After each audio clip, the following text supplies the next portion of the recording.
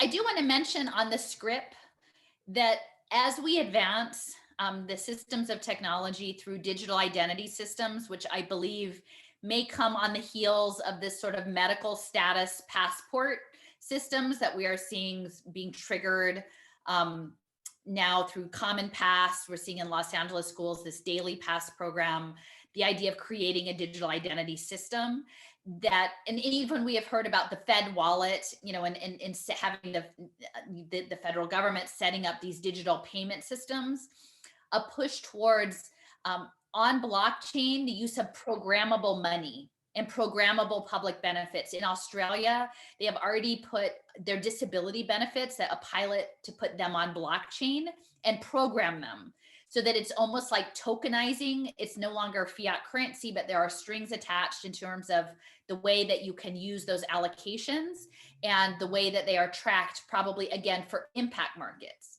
And so if you understand that that is where the machine is moving in that direction, and there are a lot of pilots being planned out across different use scenarios, this idea that children would be conditioned to earn points for behavior, which I sort of frame as behavioral script, essentially, I think will be aligned to these United Nations Sustainable Development Goals, which again, if you understood them not as a global impact market for global finance and a biosecurity state, might not, I like being healthy and having good education and trying to fix, these are all on the surface good things, but the structure is rotten. So if the idea is to train the children to believe in this system unquestionably and behave as a good global citizen and to be awarded script for your compliance to the system, that is one thing. And again, with the achievement band, we see that with Red Critter, is the wearable technology gets layered in. So it is a digital currency system that is tied directly to the Internet of Bodies and wearable technology. And in Class Dojo, they're trying to turn kids into the cartoon characters. And again, the remote robotic, the idea of Society 5.0, the cyborg capitalism program, it's not simply through the cyborg interface, sometimes happens through virtualization of people. There's something called Ready Player Me, where they would take a selfie of you and turn you into a virtualized character. And so this Class Dojo having children projecting themselves into virtual space as an avatar is a precondition towards that future. I think part of this is to make it unmanageable. I think it's creating markets, but if you understand that the idea is a learning ecosystem where bricks and mortar schools no longer exist for the most part, and you have a drop-in center where you check your pathway for your workforce development plan, and maybe you have some maker spaces and different places where you use your digital voucher and you frame that as public education. If you make going to school miserable enough and say, you have to be physically constrained and isolated and online and behind plexiglass, people will welcome schools dying at that point. People will just say, I've had enough. This is actually abusive over time.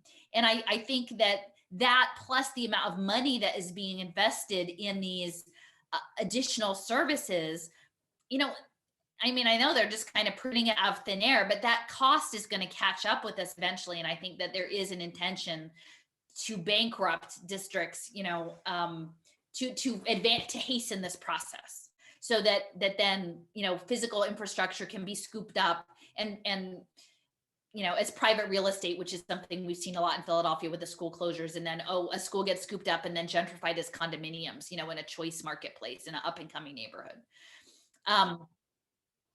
Very much. Yeah. Well, I had a contact in North Dakota a couple years ago because Doug Burgum, who was the governor at the time, was former Microsoft, and they were implementing competency-based learning at a state level. And, one of the pilot district for that, the superintendent pretty much said in high school that he didn't want to actually have the kids in school in 11th or 12th grade, that they should just be out doing work-based learning.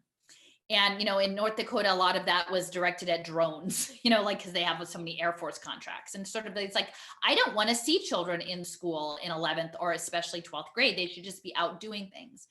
And in Philadelphia, we were seeing a franchise. We had $23 million given to this Big Picture Learning, which was ostensibly asserted as a project, a progressive project-based school, where 2 days of the week the children would go to work-based learning outside of the school. Well, so now we see, again, with distancing, social distancing in school settings, and people going in on a staggered schedule, how this all starts to intersect, right? Like, oh, you're moving towards a work-based, project-based model with competencies. You don't need to be in a school to earn your badge. You can go earn that at the makerspace. You can earn that, but at the same time, they were saying that, oh, the students in North Dakota, that they needed, high level science curriculum. And I'm thinking, well, if you don't see 11th or 12th graders and they're out doing work-based learning, where are they learning physics? I mean, are they really they're like a high school intern and they're picking up like a cutting edge physics curriculum? It doesn't actually make sense unless you understand that the masses of people are not ever, they are meant to be intentionally miseducated for this future that's coming. And it makes me really angry. But people are not seeing how all of the pieces go together. So I will just mention, oh, go ahead.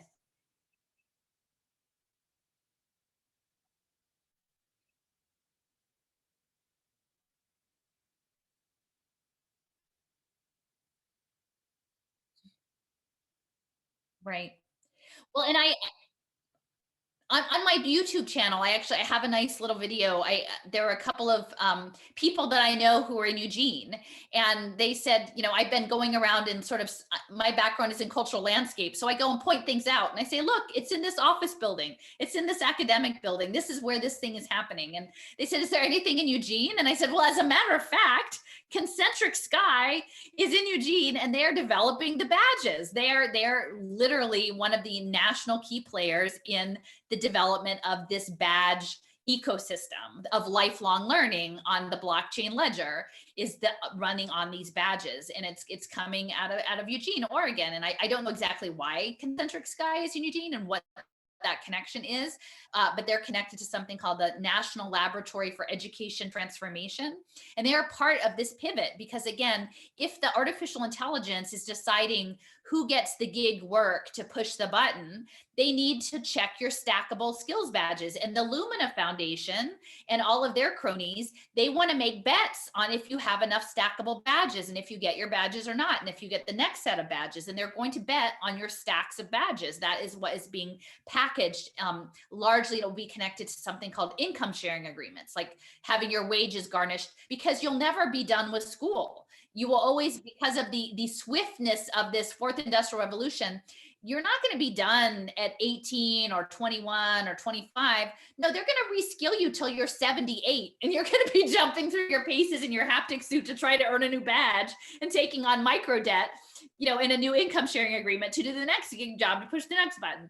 So this is this crazy insanity that we're talking about. And it is like, I do believe in my heart the whole thing is going to fall apart, but I don't think we can sit on our hands and pretend it's not happening. I think we have to confront it. Is that Badger is a part of that. And you had mentioned Canvas, is that the badges were integrating with Canvas. And, I believe Canvas is tied to Instructure, which is the parent company. Yeah. Yeah, well, a lot of these educational technology systems are actually based in Salt Lake City, Utah.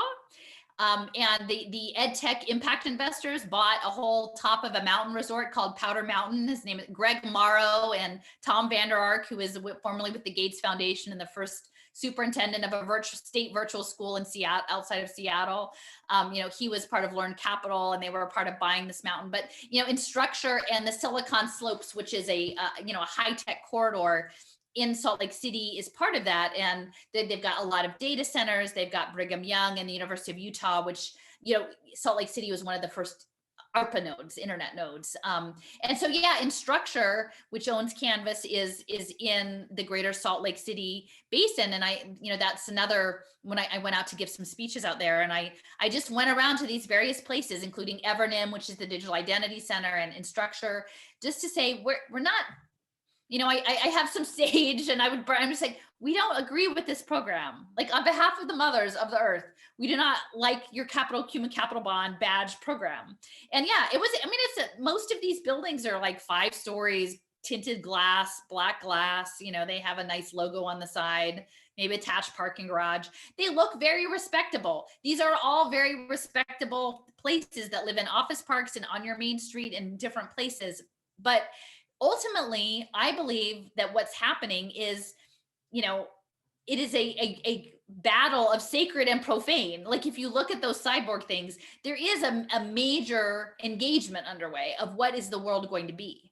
And even if you have a nice 6-figure salary and you're working, in a very, nondescript and comfortable office park, but you are building part of the system, it is going to be a weight on you to understand your positionality in this system and what we are willing to do about it and how we are willing to speak out about it, because it will be coming after, because these impact markets run on trauma and poverty, those communities that have been systematically oppressed for the longest first. So the Black community, Indigenous community, Latino community, but it's coming after all of us ultimately. And so it would really behoove those of us who are running the machine to try to stop it before it really gets into high speed.